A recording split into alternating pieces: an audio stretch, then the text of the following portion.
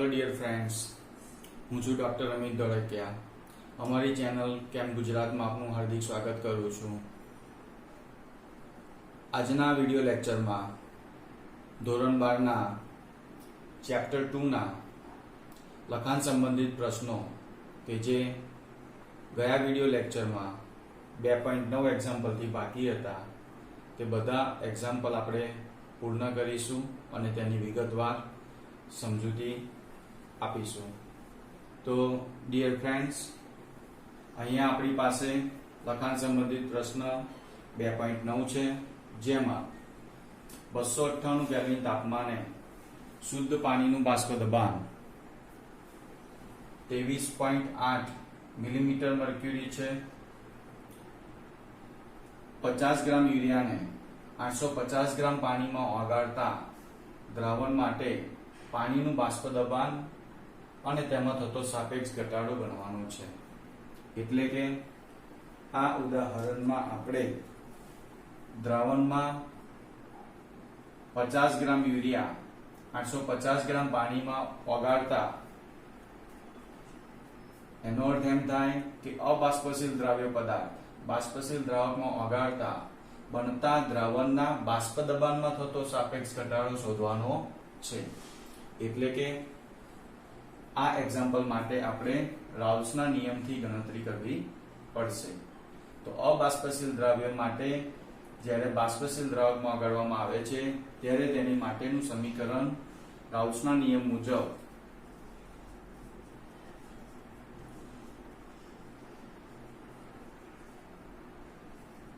P10 minus P1 upon P10 equal to W2 into M1 divided by M2 into W1. તો અહીંયા આપણે તેના દ્રાવણમાં બાષ્પ દબાણમાં થતો સાપેક્ષ ઘટાડો ફાઇન્ડ આઉટ કરવાનો છે. એટલે કે P10 ની ગણતરી P1 ની ગણતરી કરવાની છે. તો તેની માટે સૌપ્રથમ આપણે દ્રાવ્યનું વજન, દ્રાવકનું વજન જે કંઈ આપણને આપેલું છે તેની આપણે ગણતરી કરીશું. તો 50 ગ્રામ યુરિયા એ આપણો દ્રાવ્ય કહેવાશે, 50 ગ્રામ, અને તેનો અનુભાર થશે M2. યુરિયાનો અનુભાર NH2CO NH2 પરમાણ્ય દળનો સરવાળો કરશો તો 60 ગ્રામ પર મોલ તેનું મોલર દળ મળશે આપણને. તથા 850 ગ્રામ પાણી છે જે આપણો દ્રાવક છે, અને પાણીનું મોલર દળ છે that is called M1, 18 ગ્રામ પર મોલ. તો આ મૂલ્યોની ગણતરી માટે અહીંયા આપણે W2 બરાબર 50 ગ્રામ ગુણ્યા M1 જે છે 18 gram divided by M2 60 gram into W1 850 મૂકતા આપણને P10 minus P1 upon P10 equal to 0.017 answer મળશે. હવે આપણને P10 298 કેલ્વિન તાપમાને શુદ્ધ પાણીનું બાષ્પ દબાણ 23.8 આપેલું છે. એટલે કે P10 આપણને આપેલા છે. તો P10 બરાબર 23.8 mmHg આપેલા છે. તો સમીકરણમાં મૂકતા P10 23.8 minus P1 upon 23.8 equal to 0.017.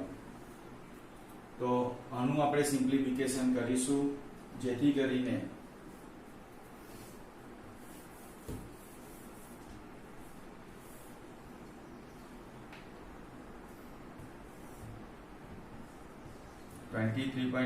minus P1 equal to 23.8 into 0.017.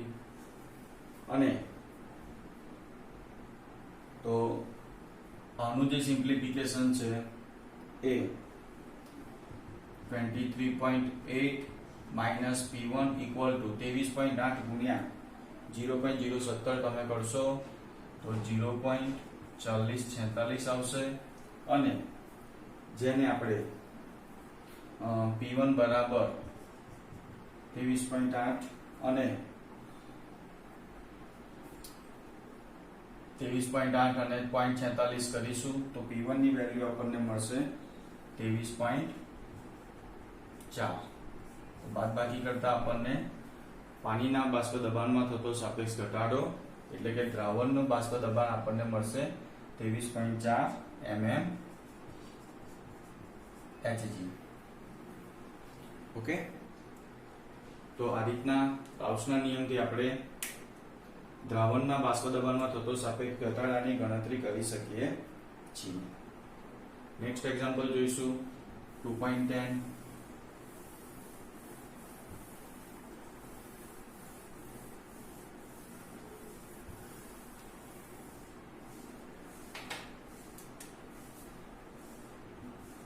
Example number 2.10 માં 750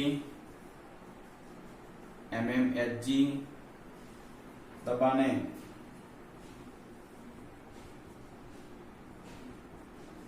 પાણીનું ઉત્કલન બિંદુ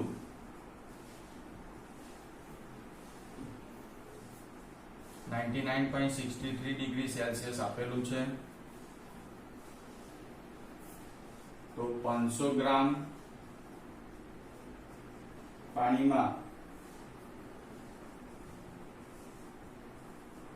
કેટલો સુક્રોઝ ઓગળવો જોઈએ કે જેથી 100 ડિગ્રી સેલ્સિયસ તાપમાને ઉકળે. એટલે કે 750 મિલીમીટર દબાણે પાણીનું ઉત્કલન બિંદુ 99.63 ડિગ્રી સેલ્સિયસ આપેલું છે અને 500 ગ્રામ પાણીમાં દ્રાવકમાં કેટલો સુક્રોઝ ઉમેરીશું જેથી તેનું ઉત્કલન બિંદુ 100 ડિગ્રી થાય. એનો અર્થ એમ થયો કે 99.63 થી 100 ડિગ્રીમાં વધારો કરવો પડે. એ વધારો કરવા માટે આપણે કેટલા ગ્રામ સુક્રોઝ 500 ગ્રામમાં ઉમેરીશું જેથી કરીને તેનું ટેમ્પરેચર ઉત્કલન બિંદુ 99.63 થી 100 ડિગ્રી સેલ્સિયસ આવશે. તો જો તમારે 99.63 થી 100 ડિગ્રી સેલ્સિયસ લાવવું હોય એનો અર્થ એવું થાય કે ઉત્કલન બિંદુ ઉન્નયન. તો ઉત્કલન બિંદુ ઉન્નયન કેટલું કહેવાશે? તો પાણીનું ઉત્કલન બિંદુ ઉન્નયન માટે ઉત્કલન બિંદુ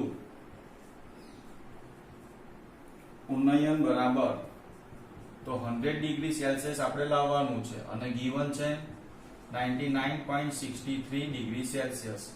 એનો અર્થ એવો થાય કે 0.37 ડિગ્રી સેલ્સિયસ આપણે ટેમ્પરેચર વધારવું પડે. એને કહેવાશે ડેલ્ટા ટીબી.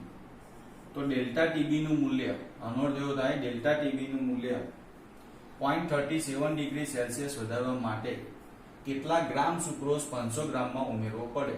એટલે કે આપણે W2 ફાઇન્ડ આઉટ કરવાનો છે અને ઉત્કલન બિંદુ ઉન્નયન ફોર્મ્યુલા પરથી હવે ઉત્કલન બિંદુ ઉન્નયનનું જે રિલેશન છે એ ઉત્કલન બિંદુ ઉન્નયન ચલે છે m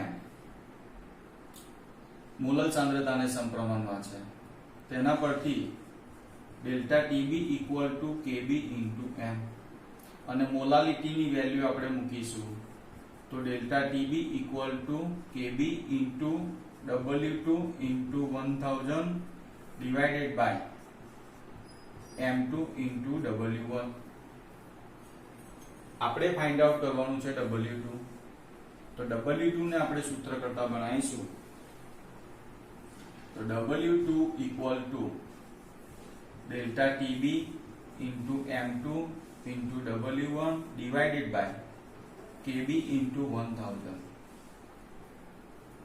ઓકે, તો ડેલ્ટા W2 કેલ્ક્યુલેટ કરવા માટે આપણી જોડે ડેલ્ટા ટીબી 0.37 છે. m2 મોલર દળ સુક્રોઝનું જે આપણે ફાઇન્ડ કરવાનું છે અને સુક્રોઝનું મોલર દળ આવશે આપણી જોડે m2 બરાબર 342 ગ્રામ પર મોલ સુક્રોઝનું મોલર દર. W1 ગ્રામ દ્રાવક આપણને આપેલો છે 500 ગ્રામ, 500 ગ્રામ. W1 ગ્રામ દ્રાવક આપેલો છે અને Kb નું મૂલ્ય પણ આપણને આપેલું છે. પાણી માટે Kb નું મૂલ્ય થશે 0.52 કેલ્વિન કિલોગ્રામ પર મોલ. કેલ્વિન કિલોગ્રામ પર મોલ. તો હવે આ બધા જ મૂલ્યો આપણે આ સમીકરણમાં મૂકીશું જેથી આપણને W ગ્રામ સુક્રોઝનું વજન મળશે. તો ડેલ્ટા TB ની વેલ્યુ છે 0.37, M2 છે 342 ઇન્ટુ W1 500 ગ્રામ ડિવાઇડેડ બાય Kb નું મૂલ્ય છે 0.52 અને 1000. તો આનું સિમ્પ્લિફિકેશન કરતા આપણને W2 નું મૂલ્ય મળશે 121.67 ગ્રામ. તો જો આપણે 500 ગ્રામ દ્રાવકમાં 121.67 ગ્રામ સુક્રોઝ ઉમેરીએ તો તેના ઉત્કલન બિંદુમાં 0.37 ડિગ્રી સેલ્સિયસ નો વધારો થાય છે. ઓકે ડિયર ફ્રેન્ડ્સ, તો આના પરથી આપણે કેટલો દ્રાવક ઉમેરવાથી તાપમાનમાં વધારો થાય છે તેની ગણતરી સહેલાઈથી કરી શકીએ છીએ. So next example 2.11.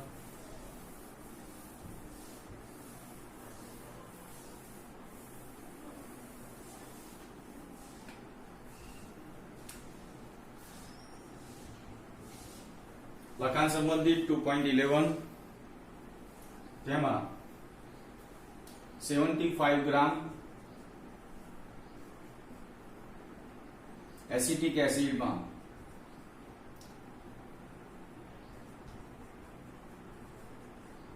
75 ગ્રામ એસિટિક એસિડમાં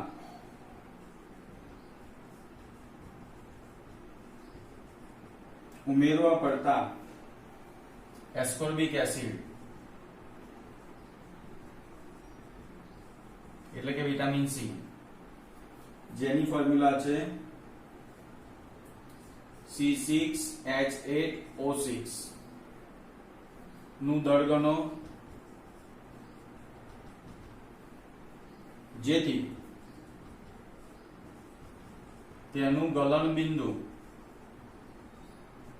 1.5 ડિગ્રી સેલ્સિયસ જેટલું ઘટાડી શકાય.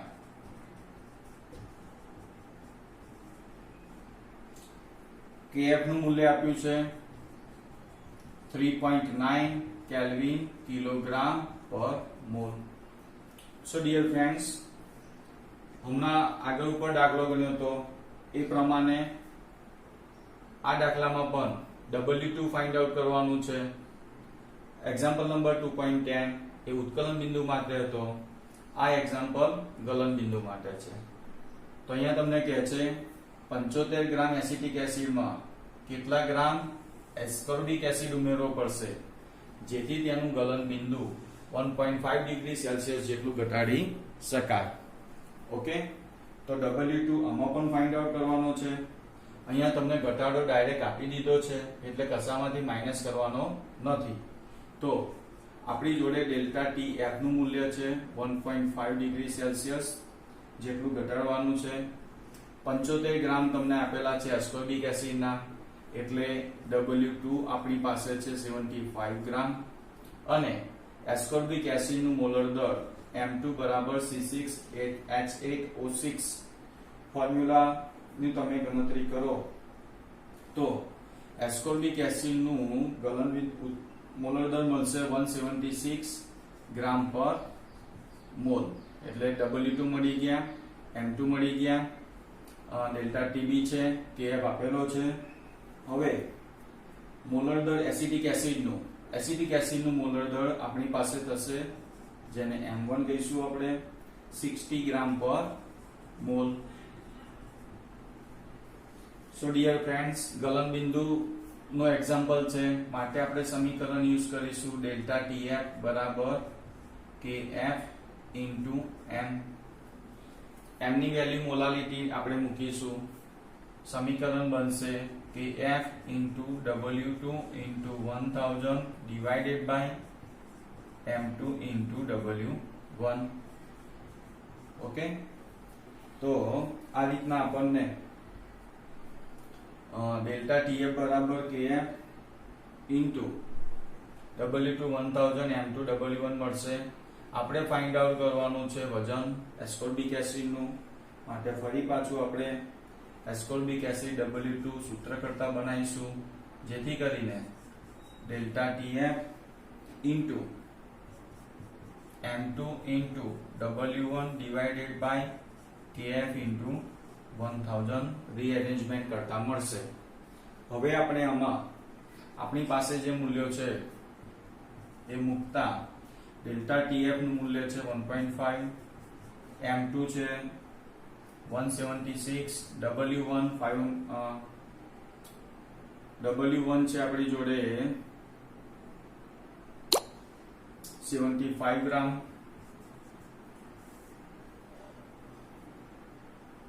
ડિવાઇડેડ બાય KF નું વેલ્યુ છે 3.9 અને 1000.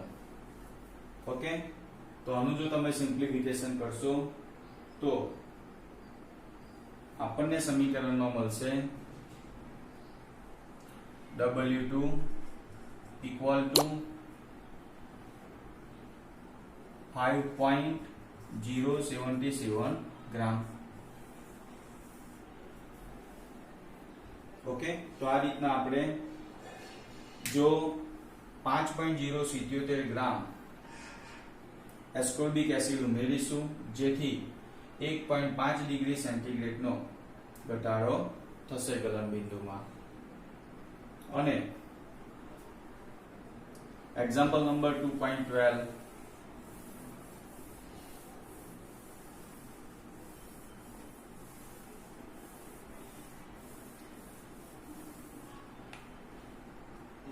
માં 37 ડિગ્રી સેન્ટીગ્રેડ તાપમાને 450 ml પાણીમાં 1,85,000 મોલર દર ધરાવતા એક પોલિમરના 1 ગ્રામને ઉમેરતા બનાવેલા દ્રાવણનું અભિસરણ દબાણની ગણતરી કરવાની છે. અભિસરણ દબાણ ગણતરી માટેનું સમીકરણ છે પાઈ બરાબર WRT divided by MV. અને જો આપણે W2 અને M એ દ્રવ્ય માટે છે, માટે W2 M2 લખી શકીએ. ડાયરેક્ટ લખો તો પણ ચાલે. જ્યાં W ગ્રામ W2 1 ગ્રામ આપણને આપેલું છે. R વાયુ અચળાંક છે, જેનું મૂલ્ય થશે 8.314 into 10⁻³ પાસ્કલ લિટર પર કેલ્વિન પર મોલ. ટેમ્પરેચર 37 ડિગ્રી સેલ્સિયસ છે, તેનું કેલ્વિનમાં રૂપાંતર કરીએ તો 310 કેલ્વિન થશે. અને M2 જે મોલર દર છે એ આપણને 1,85,000 આપેલું છે ગ્રામ પર મોલ. અને કદ 450 ml આપેલું છે, જેનું લીટરમાં કન્વર્ઝન કરીશું તો 0.450 લીટર મળશે. ઓકે, તો આ સમીકરણમાં આપણે W2 1 ગ્રામ ગુણ્યા 8.314 ગુણ્યા 10⁻³ ગુણ્યા તાપમાન 310 કેલ્વિન ડિવાઇડેડ બાય M2 1,85,000 અને 0.450 લીટર કદ ની વેલ્યુ મૂકીશું, જેથી કરીને પાઈ અભિસરણ દબાણ 30.96 પાસ્કલ મળશે.